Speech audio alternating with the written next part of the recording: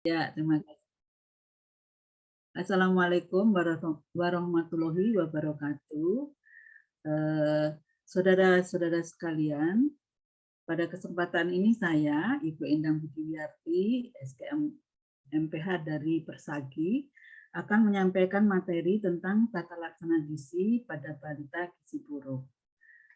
Setelah mempelajari materi ini, saudara diharapkan mampu melakukan asuhan gizi pada balita dengan gizi buruk.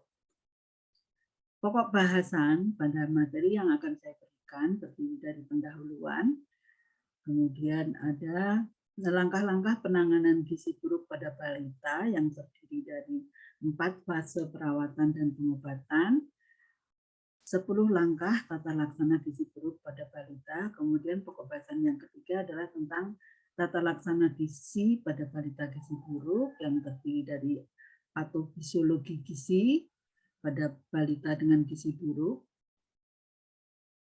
tujuan dan prinsip dasar terapi gizi pada balita gizi buruk, kemudian terapi gizi pada fase stabilisasi, transisi, dan rehabilitasi pada balita gizi buruk usia 6 sampai 59 bulan, kemudian terapi gizi pada fase stabilisasi, transisi, dan rehabilitasi untuk balita bayi gizi buruk usia kurang 6 bulan dan balita usia lebih atau sama dengan 6 bulan dengan berat badan kurang dari 4 kilo.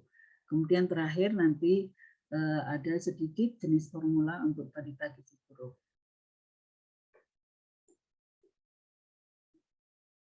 Nah, ini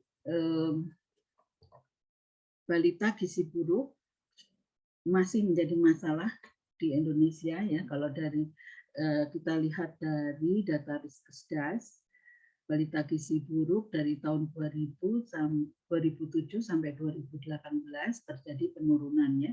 Untuk tahun 2020 ini belum tahu ya datanya balita gizi buruk. Ya mudah-mudahan terjadi penurunan walaupun dalam masa pandemi. Ya. Jadi untuk penanganan balita gizi buruk, terutama balita gizi buruk dengan komplikasi medis yang dirawat, itu memerlukan asuhan medik, asuhan gizi, dan asuhan keperawatan yang tergabung dalam tim asuhan gizi. Di semua anggota tim ini, semua profesi dalam tim ini terdiri dari dokter, ahli gizi, perawat, ya, berkolaborasi untuk menangani balita gizi buruk sehingga balita gizi buruk itu bisa meningkatkan berat badannya, meningkat berat badannya dan kembali menjadi sehat.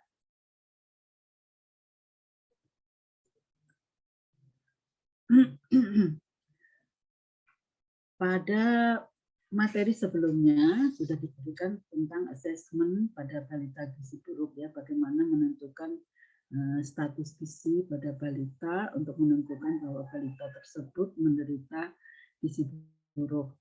Nah, dengan menggunakan indikator berat badan menurut panjang badan atau tinggi badan, kemudian bisa dengan lingkar lengan atas dan juga dengan pemeriksaan klinis ya, apakah ada UDEM atau tidak.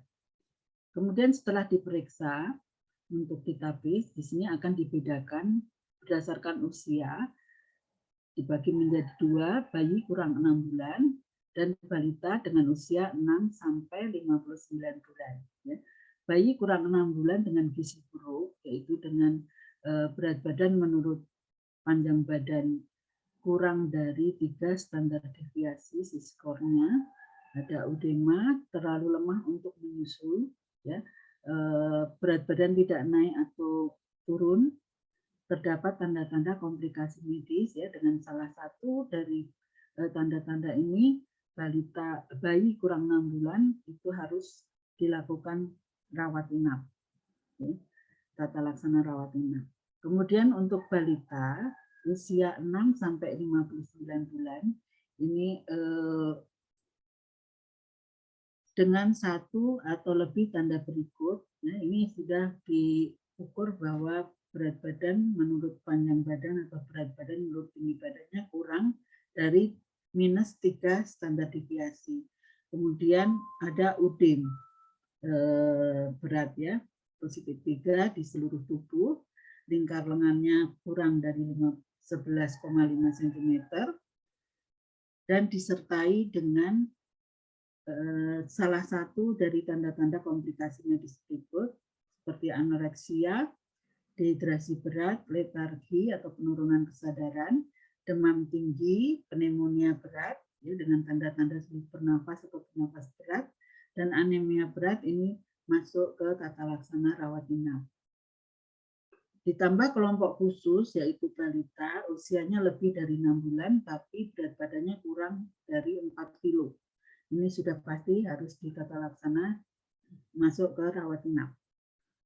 Kemudian untuk balita dengan Z-score kurang dari -3 standar deviasi tidak disertai dengan komplikasi medis, ini bisa dilakukan tata laksana rawat jalan.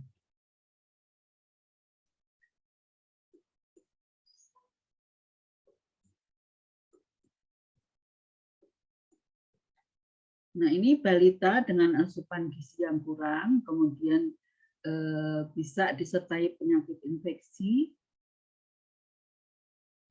dalam jangka yang lama, kekurangan akan terjadi penurunan cadangan energi,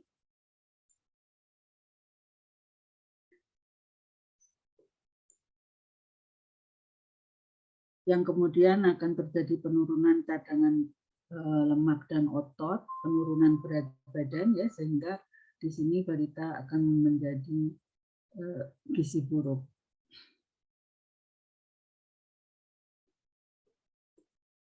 Kekurangan energi dalam jangka waktu yang lama, juga kekurangan protein, ini akan mengakibatkan tubuh balita mengadaptasi terjadinya kekurangan tersebut atau disebut biasanya dengan adaptasi reduktif ya.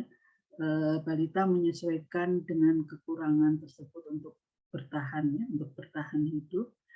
Kemudian terjadi perubahan fisiologi pada balita tersebut dan terjadi gangguan fungsi organ tubuh ya. Dengan adaptasi reduktif ini balita kerja semua organ tubuh balita menurun, melambat, ya, dan menggunakan energi dengan sangat efisien. Sehingga nanti terjadi perubahan-perubahan fungsi di dalam organ-organ tubuh. Oleh karena itu nanti pemberian makanan pada balita diberikan secara bertahap, tidak boleh langsung diberikan tinggi kalori, tinggi protein, dan jumlah yang banyak. Kemudian balita juga memerlukan formula khusus untuk pemberian makanannya, yaitu formula 75 dan formula 100.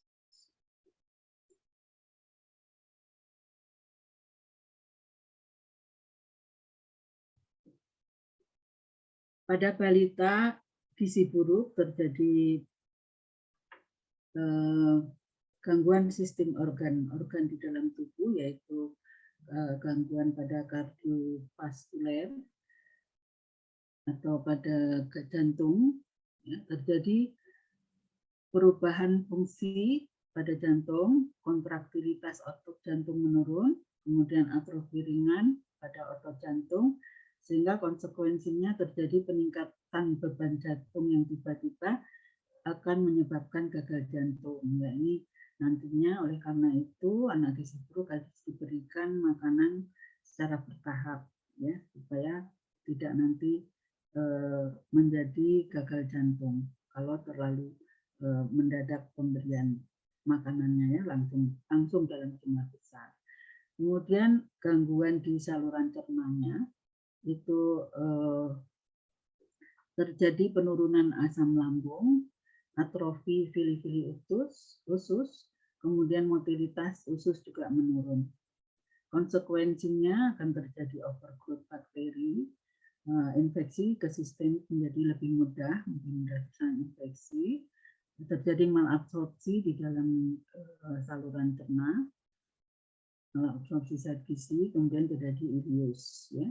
Oleh karena itu pemberian makanan terutama pada awal pemberian diperlukan formula khusus, diberikan formula F75 ya, F75 yang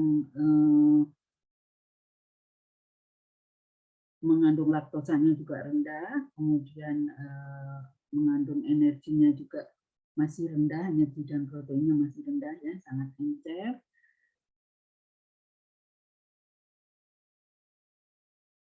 Mudah cerna juga ya untuk F75-nya itu.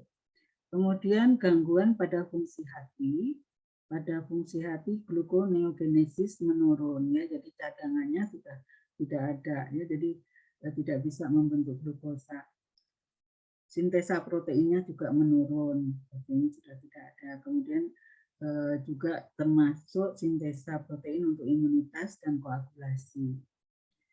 Konsekuensinya anak muda terjadi hipoglikemia, sering terjadi hipoglikemia pada anak dengan gizi buruk. Kemudian mudah infeksi dan koagulopati. Jadi untuk mengatasi hipoglikemia ini F75-nya kandungannya lebih banyak mengandung sebenarnya lebih banyak mengandung gula atau karbohidrat ya. Proteinnya masih sangat rendah karena memang tujuannya di awal adalah juga untuk mengatasi terjadinya mengatasi dan mencegah terjadinya hipoglikemia.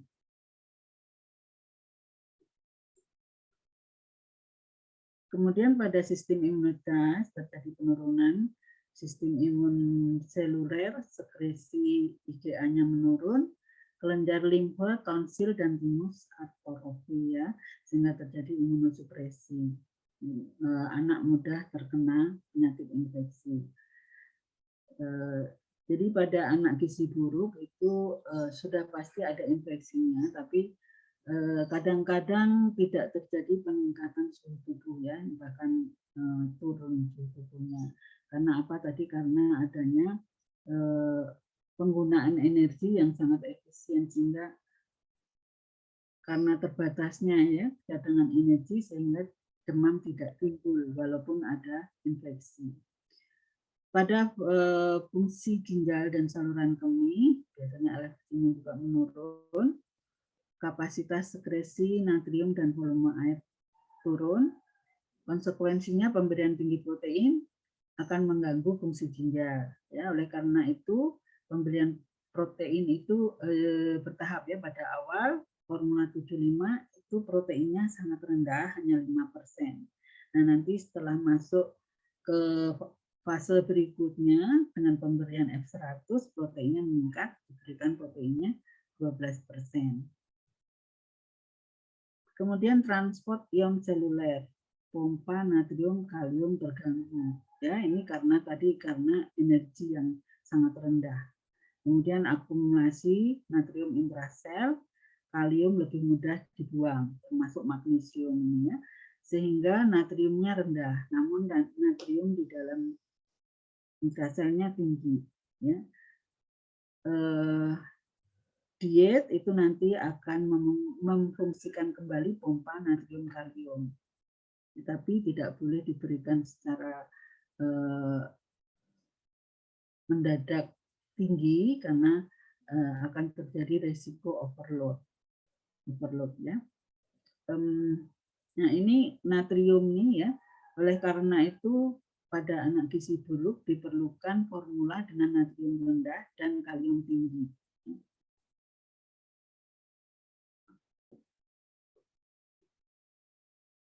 Tata laksana gizi buruk pada balita tadi sudah dikatakan bahwa terdiri dari 4 fase. Ada fase stabilisasi, transisi, rehabilitasi, dan fase tindak lanjut. Kemudian langkah-langkahnya sesuai dengan kondisi dari balita ada 10 langkah. Ya. Ada balita biasanya hipoglikemi, sehingga ada mencegah dan mengatasi hipoglikemi. Ini dilakukan pada saat awal pada fase stabilisasi. Kemudian mencegah dan mengatasi hipotermi, mencegah dan mengatasi dehidrasi,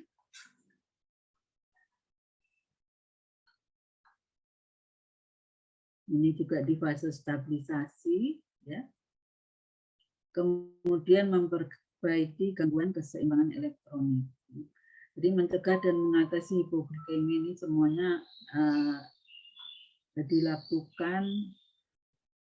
dilakukan dengan pemberian glukosa nanti ya di awal, kemudian mencegah mengatasi hipotermi ini balita diusahakan selalu dalam kondisi hangat ya, tidak boleh kedinginan.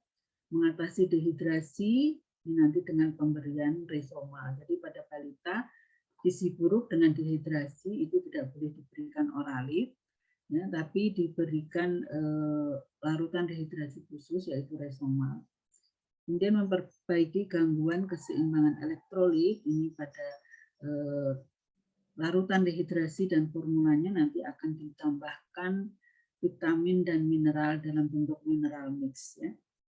Mengobati infeksi, jadi semua balita gizi buruk walaupun tidak ada tanda-tanda infeksi nanti ini akan diberikan antibiotik ya, karena memang tanda-tanda infeksi atau kenaikan suhu tubuh kadang-kadang tidak ada pada balita gizi buruk.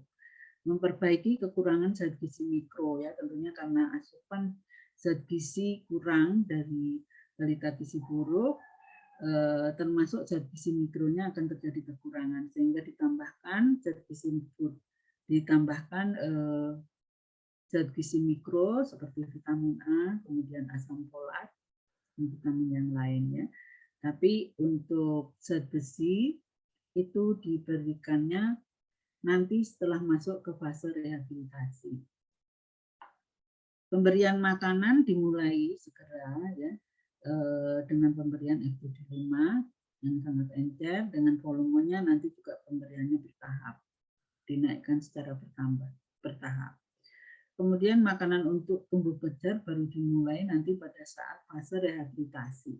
Di fase transisi ini nanti pemberian makanannya ya makanan transisi ya, untuk menyiapkan pemberian makanan yang lebih tinggi. Memberikan stimulasi untuk tumbuh kembang, itu langkah ke-9, dan langkah ke-10 mempersiapkan tindak lanjut di rumah ya. Jadi fase stabilisasi dan transisi ini diberikan pada saat anak balita gizi buruk ini dirawat di rumah sakit. Tadi ada 2 opsi, bisa dirawat di rumah sakit, bisa rawat jalan. Ya. Kalau dirawat di rumah sakit dimulai dari fase stabilisasi dan transisi. Kalau dirawat jalan bisa langsung masuk ke fase rehabilitasi. Ya. Nah, kalau dirawat di rumah sakit setelah fase transisi, balita tersebut akan masuk ke fase rehabilitasi, itu bisa dipulangkan untuk dilakukan rawat jalan. Ya.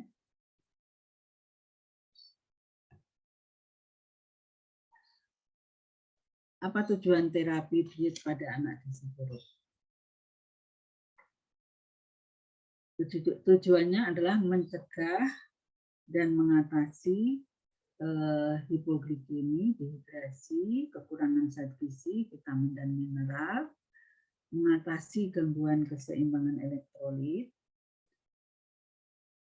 kemudian memulihkan kondisi kesehatan, dan pada akhirnya adalah meningkatkan status gizi anak.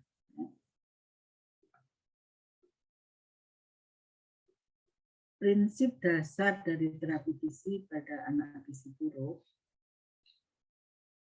adalah bahwa kekurangan zat gizi dalam jangka lama, dalam waktu yang lama, mengakibatkan kerusakan seluruh organ tubuh, ya, misalnya tadi saluran cerna, hati, ya, pankreas, ginjal dan jantung, dan gangguan elektrolit. Nah, semua ini memerlukan perbaikan dengan pemberian zat gizi yang optimal ya untuk meningkatkan status gizinya, tapi pemberiannya tidak boleh secara tiba-tiba, tapi harus diberikan secara perlahan-lahan dan bertahap ya. Karena perubahan yang tepat, pemberian cairan atau makan akan memberikan beban berlebihan pada sistem tubuh ya. Nah, itu nanti bisa mengakibatkan hal-hal yang fatal ya kalau diberikan secara mendadak. Jadi terapi gizi pada anak gizi buruk itu ada 3 fase. 4 fase sebenarnya dengan fase tindak lanjut ya. Ada stabilisasi, transisi, rehabilitasi, dan fase tindak lanjut.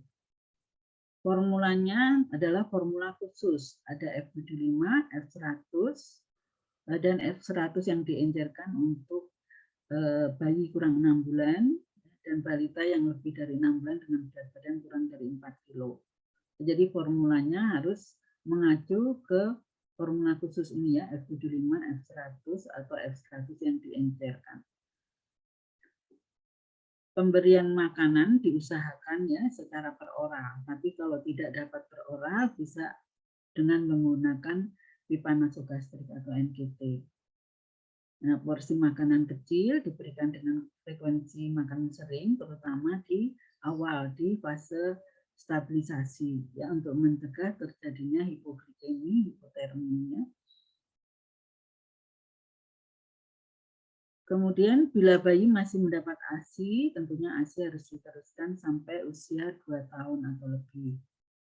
Pemberian suplemen vitamin dan mineral khusus, kemudian nantinya akan dibagi menjadi 2 kelompok, gizi buruk usia 6 sampai 9 bulan dan gizi buruk usia kurang dari 6 bulan dan gizi buruk usia lebih dari 6 bulan tapi dengan berat badannya kurang dari 4 kilo.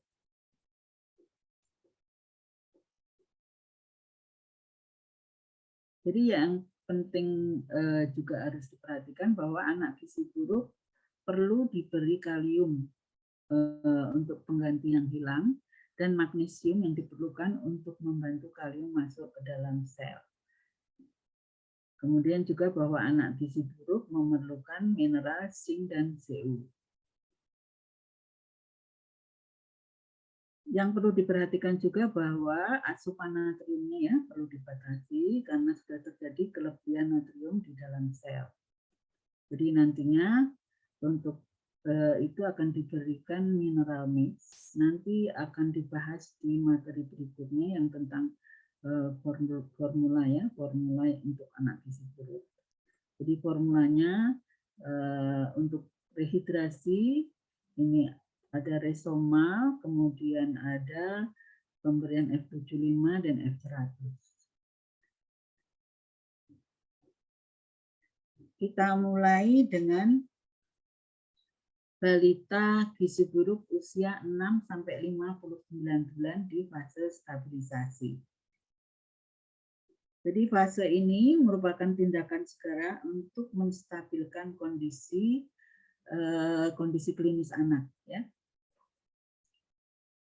Mengatasi hipoglikemi, dehidrasi, hipotermi, memperbaiki keseimbangan elektrolit, memperbaiki kekurangan zat gizi mikro ya, mengatasi kedaruratan medis. Apabila anak dehidrasi, tadi sudah dikatakan bahwa harus diberikan larutan Resoma ya, tidak boleh diberikan oralit. Formula yang diberikan pada fase stabilisasi adalah formula 75. Ya, nanti dibahas di materi berikutnya. Apa itu formula 75? Apa kekhususannya? Nah, perhitungan kebutuhannya seperti ini, energinya 80 sampai 100 kalori per kilogram berat badan per hari, proteinnya 1 sampai 1,5 gram per kilogram berat badan per hari, cairannya kalau ada udin dihitung 130 ml per kilogram berat badan per hari. Kalau ada udin plus 3 ya udin berat dihitung 100 ml per kilogram berat badan per hari. Berat badan yang digunakan di sini adalah berat badan awal pada saat masuk. Ya. Kalau ada udin, berat badan dengan udin ya, tapi perhitungannya adalah 100 ml per kilogram berat badan per hari. Jadi di sini patokan untuk menghitung kebutuhan zat gizi adalah volumenya.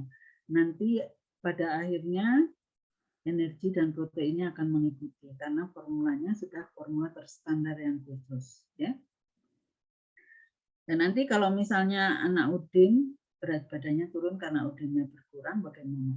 Tetap menggunakan perhitungan awal. Jadi pada saat fase stabilisasi pemberian formulanya tidak berubah. Ya.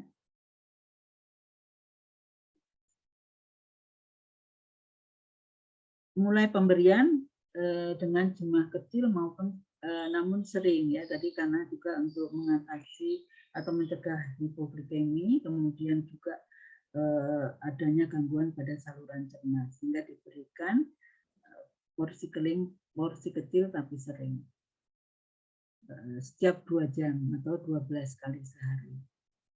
Masih di fase stabilisasi. Bagaimana kalau asupannya kurang? Kalau asupannya kurang tadi awalnya memang dianjurkan per oral. Kalau kurang dari 80% asupannya gunakan NGT ya. Bisanya diberikan melalui NGT. Tapi per oral tetap diusahakan ya sehingga nanti bisa menghabiskan makanannya per oral. Kalau sudah lebih dari 80%, frekuensinya yang tadinya 12 kali bisa dirubah menjadi 8 kali. Ya, sehingga volume setiap kali pemberian akan menjadi lebih besar. Ya, karena total volumenya tetap sama. Kalau diberikan 8 kali per hari sudah asupannya sudah memenuhi, yaitu lebih dari 80%, tidak ada muntah dan diare, frekuensi pemberiannya bisa dikurangi lagi menjadi 6 kali per hari, sehingga setiap kali pemberiannya volumenya akan bertambah besar lagi ya. Perlu diingat bahwa sebenarnya di fase stabilisasi ini tidak untuk menaikkan berat badan, jadi hanya untuk membuat anak menjadi stabil dan mencegah terjadinya perusakan jaringan lebih lanjut. Kapan balita bisa masuk ke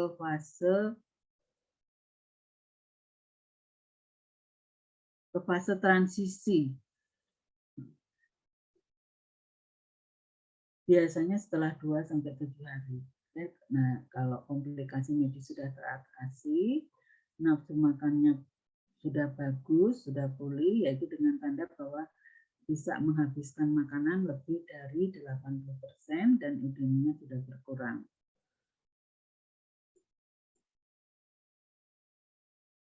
Nah, ini ada tabel petunjuk pemberian F75 ini untuk anak gizi buruk tanpa edema, yaitu tadi 130 ml per kilogram berat badan per hari. Jadi memang patokannya adalah menghitung volumenya. Ya. Ini berat badannya, kemudian ini volume setiap kali pemberian.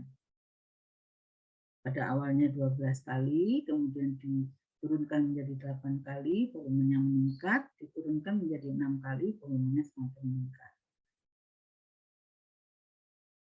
Jadi minimum asupan adalah 80% dari total. Sedangkan tabel yang berikut ini untuk anak gizi buruk dengan edema berat. Perhitungannya adalah 100 ml per kilogram berat badan per hari. Ya.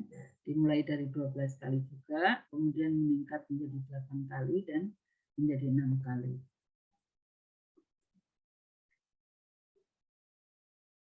Selanjutnya masuk ke fase transisi.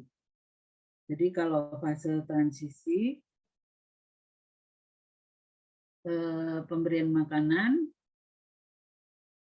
untuk memberikan kesempatan tubuh beradaptasi terhadap pemberian energi dan protein yang meningkat.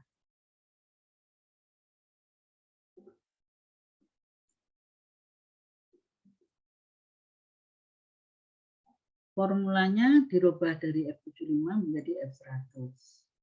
Kemudian kebutuhannya juga meningkat 100 sampai 150 kalori per kilogram berat badan per hari. Proteinnya meningkat 2 sampai 3 gram per kilogram berat badan per hari. Cairannya meningkat 150 ml per kilogram berat badan per hari. Tapi pemberiannya ya bertahap. Jadi pada awalnya yang dirubah adalah formulanya dulu. Jadi dari formula 75 diganti dengan formula 100, tapi volumenya masih sama dengan volume pada akhir fase transisi.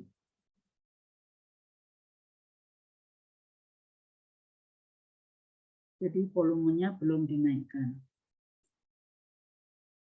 Nah, dalam menaikkan nanti hati-hati jangan sampai kelebihan cairan yang nanti akan mengakibatkan overload, gagal jantung. Bagaimana tahap-tahap dari fase stabilisasi ke fase transisi? Pada akhir stabilisasi atau awal fase transisi, itu F75 sudah diberikan 6 kali pemberian. Jadi intervalnya adalah 4 jam. Kemudian jenis formulanya diganti dengan F75 diganti dengan F100, tapi jumlah atau volume cairannya sama. Pada saat F75 akhir, 6 kali pemberian. Kemudian volume F100 dengan volume F75 terakhir ini diberikan selama 2 hari. Kemudian pada hari ketiga dan seterusnya, apabila pada 2 hari ini anak sudah bisa menghabiskan formulanya lebih dari 80%, pada hari ketiga bisa dinaikkan volumenya. Dinaikkan 10 ml setiap hari, sehingga tercapai nanti terakhirnya adalah 150 ml per kilogram berat badan per hari. Atau 150 kilokalori per kilogram berat badan per hari.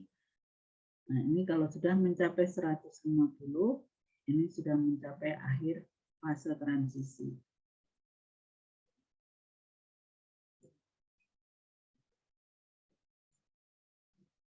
Selanjutnya akan masuk ke fase rehabilitasi.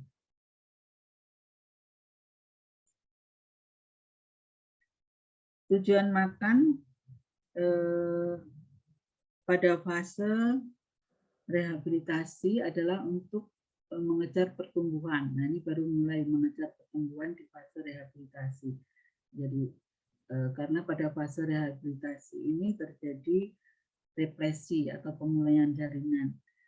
Nah, pada fase ini memerlukan energi dan protein yang bukan cukup sebenarnya tinggi juga, ya, memerlukan energi dan protein yang tinggi, tapi pemberiannya juga masih tetap bertahap. Kebutuhan zat gizi dan cairannya, nah ini lebih meningkat lagi dibanding fase sebelumnya. Energinya 150 sampai 220 kalori per kilogram berat badan per hari, proteinnya 4 sampai 6 gram per kilogram berat badan per hari. Lemaknya cukup tinggi, ya, minimal 40% dari total energi. Karena lemak itu memberikan energi yang tinggi dengan volume yang tidak terlalu besar, sehingga besar porsinya, tidak besar tapi bisa mengandung energi yang tinggi. Cairannya 150 sampai 220 ml per kilogram berat badan per hari.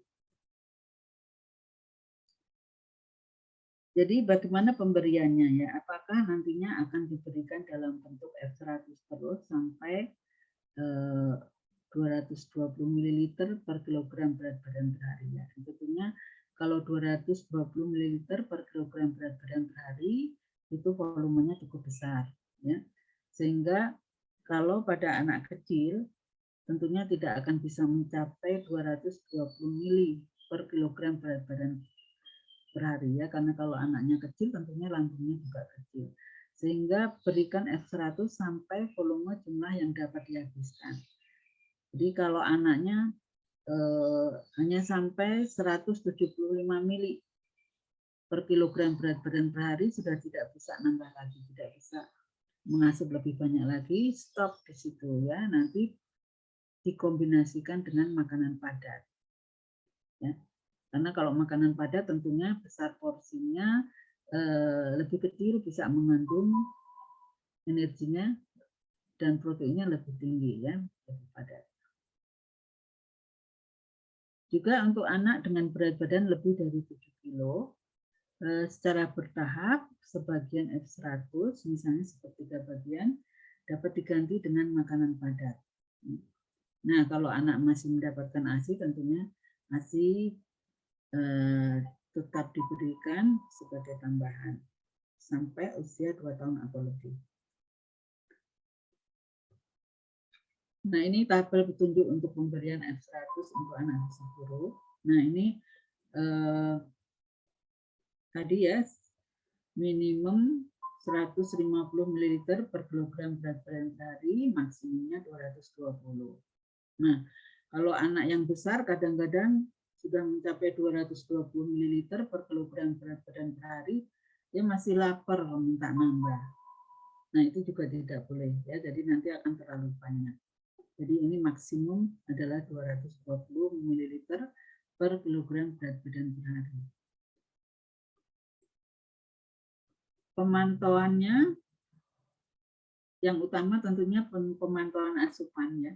Asupan ya, targetnya lebih dari 80%. Kemudian pemantauan berat badan. Jadi kalau kenaikan berat badannya kurang dari 55 gram per kilogram berat badan per hari, ini kurang ya. Target, jauh dari target ya. Nah, ini harus dinilai ulang bagaimana asupannya, apakah asupannya memang kurang, bagaimana penyebabnya, apakah masih ada diare atau mungkin penyakit infeksi yang lain. Kalau sudah mencapai 5-10 gram per kilogram berat badan per hari, ini dikatakan cukup. Tapi ini juga masih perlu evaluasi ya, ini belum memuaskan. Kalau yang bagus adalah kenaikannya lebih dari 10 gram per kilogram berat badan per hari. Atau kalau mau dinilai per minggu, kurang dari 50 gram per kilogram berat badan per minggu, itu dikatakan kurang. Kalau lebih atau sama dengan 50 gram per kilogram berat badan per minggu, ini dikatakan baik.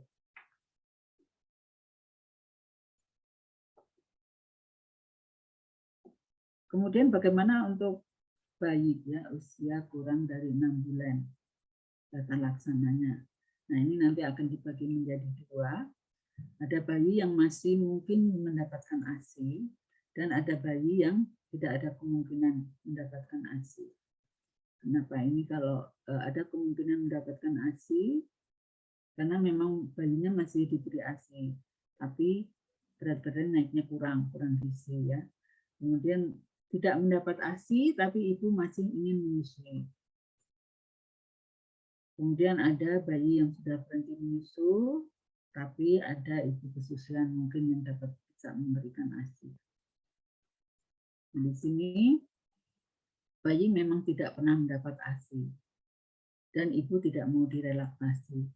Bayi berhenti mendapat ASI, ibu tidak mau direlaksasi dan tidak ada ibu dan tidak ada ibu kesusuan.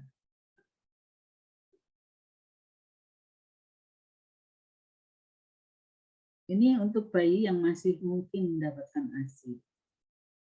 Ya, nanti kita lihat apakah ada udema atau tidak ya. Kalau ada udema, peteng udema, ini bayinya diberikan F75 dulu sampai ASI dan ASI sampai udemanya teratasi. Kemudian yang tidak ada udem itu diberikan F100 yang diencerkan. Jadi F100 diencerkan lebih banyak airnya atau susu formula bayi dan ditambah dengan ASI. Jadi untuk bayi ini juga ada 4 fase, ada fase stabilisasi, transisi, dan rehabilitasi.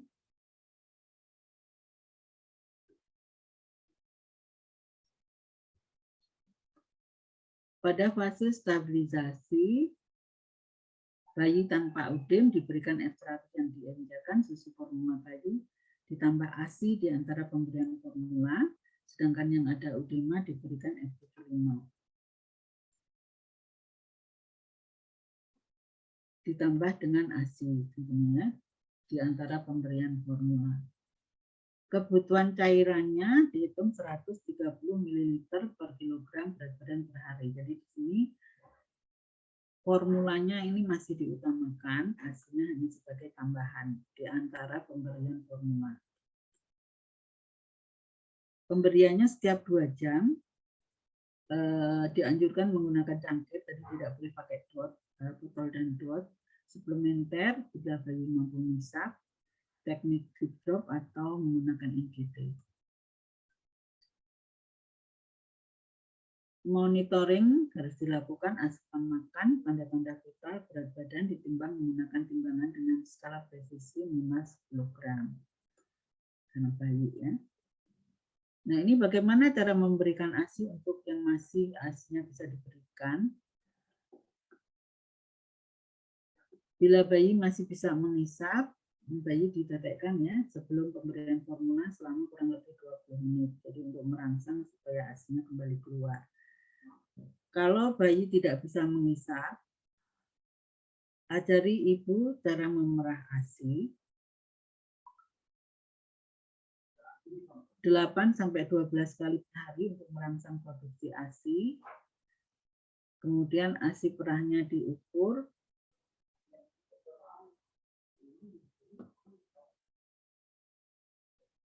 Dicatat dan diberikan melalui NPT. Kekurangan kebutuhan dengan tambahan susu formula bayi atau F100 yang diencerkan.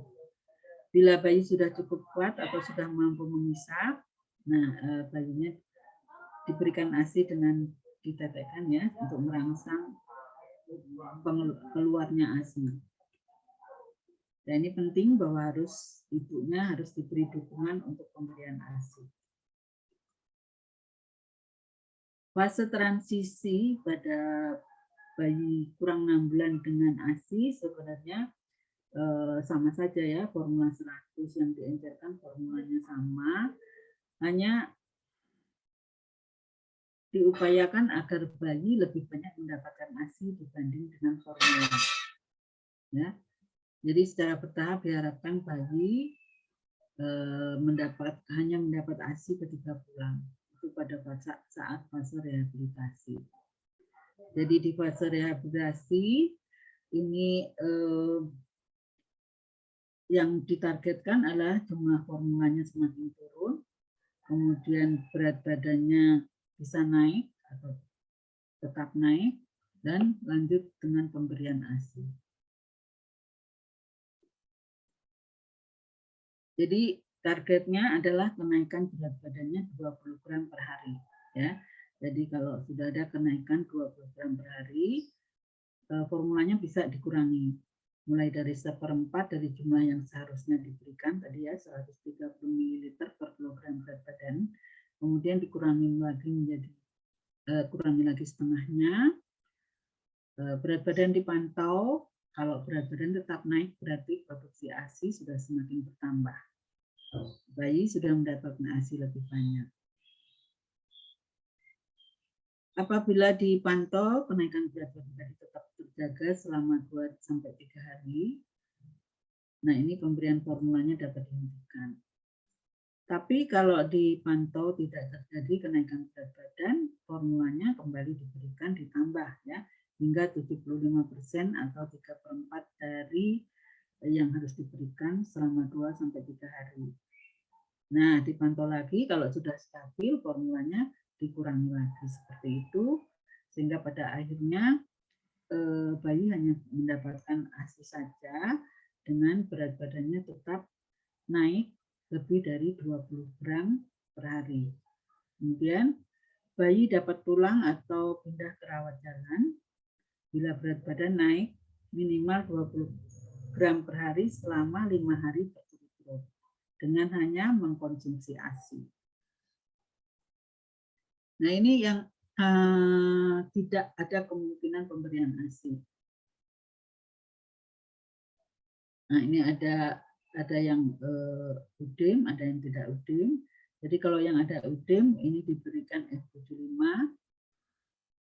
sampai teratasi, baru kemudian diganti dengan F100 yang diajarkan. Kalau tidak ada UDIM, diberikan F100 yang diencerkan.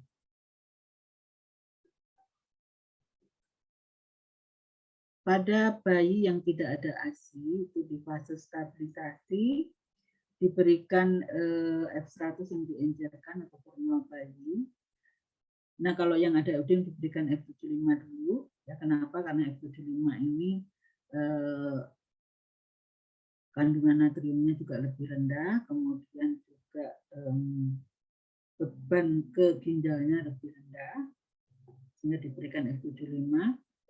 Diberikannya setiap 2 jam, porsi kecil dan sering. Cara pemberiannya menggunakan cangkir, suplementer, atau teknik drip drop atau NGT. Kemudian nanti kebutuhan cairan bisa dilihat dalam tabel berikut. Ini fase transisi. Bayi bisa beralih ke fase transisi apabila asupan makanannya lebih dari 90%. Ya, kalau tadi untuk 6 sampai 59 bulan targetnya 80%, untuk bayi 90%. Kemudian UDIM juga sudah mulai berkurang.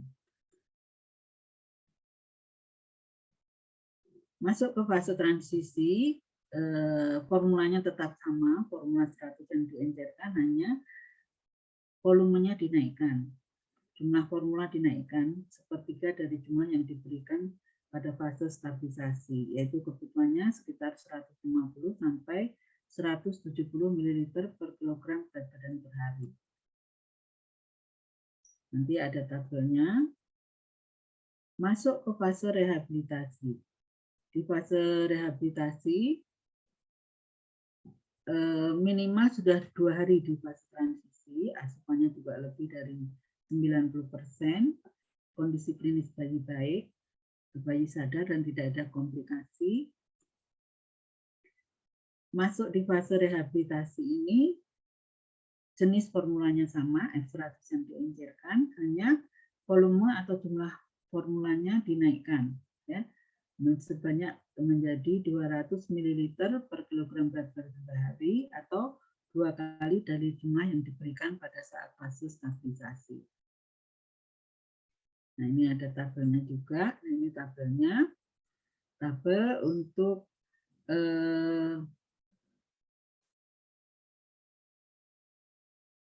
bayi usia kurang 6 bulan dengan ASI. Ya, ini yang ada ASI-nya. Jadi nanti pada akhirnya nanti diusahakan full ASI, ya. Dan kebutuhannya sama 130 ml per kilogram berat badan per hari dari awal. Bahkan nanti selanjutnya bisa turun dari 130 ml. Nah, kemudian ini yang tidak mendapatkan ASI. Nah, ini ada perbedaan di fase stabilisasi, transisi, dan rehabilitasi. Ya. Kalau di stabilisasi 130 ml per kilogram berat badan per hari, di transisi 150 sampai 170 ml per kilogram berat badan per hari, di rehabilitasi 200 ml per kilogram berat badan per hari. Ya. Kalau jenis formulanya F100 yang diencerkan atau susu formula bayi di fase stabilisasi, dan kalau ada UDIM F75. Kemudian formula di fase transisi dan rehabilitasi sama, F100 yang diencerkan atau susu formula bayi. Pemantauan yang dilakukan, jadi pada saat fase stabilisasi, transisi, dan rehabilitasi, baik bagi bayi dengan ASI maupun tanpa ASI sama, ya. Parameter yang harus dipantau itu berat badan, kemudian asupan makan, derajat UDIM, kesadaran dan tanda-tanda vital, dan gejala-gejala klinis. Kapan bisa pindah ke rawat jalan? Yaitu pada saat kondisi klinis baik, kemudian bayi sadar, tidak ada komplikasi medis, UDIM sudah tidak ada, kenaikan berat badan sudah mencapai target 20 gram per hari selama 5 hari berturut-turut, atau 5 gram per kilogram berat badan per hari. Kemudian ibu dan bayi sudah dijelaskan untuk akses ke pelayanan rawat jalan. Yang penting juga bahwa ibu harus sudah mendapatkan konseling menyusui dan gizi seimbang untuk ibu menyusui untuk bayi yang mendapatkan ASI, kemudian juga konseling cara penyiapan dan pemberian formula untuk bayi yang tidak mendapat ASI, serta cara pemberian makanan sesuai umur. Kemudian untuk bayi yang tidak mendapatkan ASI, tentunya ibu dan pengasuh sudah dapat akses untuk mendapatkan susu formula atau F100 yang diencerkan ya. Kalau tidak nanti di rumah bayinya diberi apa, nanti bisa kembali jatuh ke gizi buruk. Nah ini gambar dari Resomal tadi yang untuk larutan dehidrasi untuk bayi, untuk anak gizi buruk dengan dehidrasi ya. Jadi dibuat dari Oralip yang diencerkan ditambah gula pasir dan ditambah dengan mineral. Nah ini jenis dari formula ada F100, F75, F100, F100 yang diencerkan, dan ada susu formula bayi untuk bayi kurang dari 6 bulan. Ya. Kandungan energi, proteinnya, kemudian laktosanya, ya. F75 laktosanya rendah, ya. Proteinnya rendah, kalorinya juga masih rendah, gitu ya. Kemudian ini yang paling penting juga dilihat bahwa kandungan potasiumnya harus cukup, tapi kandungan sodiumnya harus rendah. Magnesium dan zinc copper juga harus cukup. Jadi yang harus rendah nih harus diperhatikan adalah sodium. Ya, jangan sampai lebih dari standar. Kalau nanti saudara ingin membuat F75, F100 dari bahan lain yang sudah ada di standar. Nah ini bahan yang ada di standar itu adalah susu skim, susu full cream, juga susu sapi, ya. Kemudian ada gula pasir, ada minyak. Nah, yang menggunakan tepung beras ini adalah formula yang dipakai untuk balita dengan diare persisten. Ya, terima kasih untuk presentasi ini sudah selesai sampai dengan jenis formula. Semoga apa yang saya sampaikan bisa bermanfaat. Terima kasih.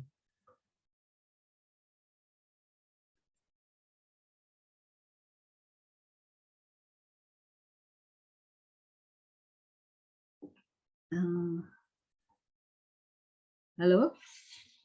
Iya, Bu Endang. Sudah selesai, Bu? Lebih ya? Iya, baik. Makasih banyak, Bu Endang. Nanti ini yang terakhir kita ngobrol dipotong aja.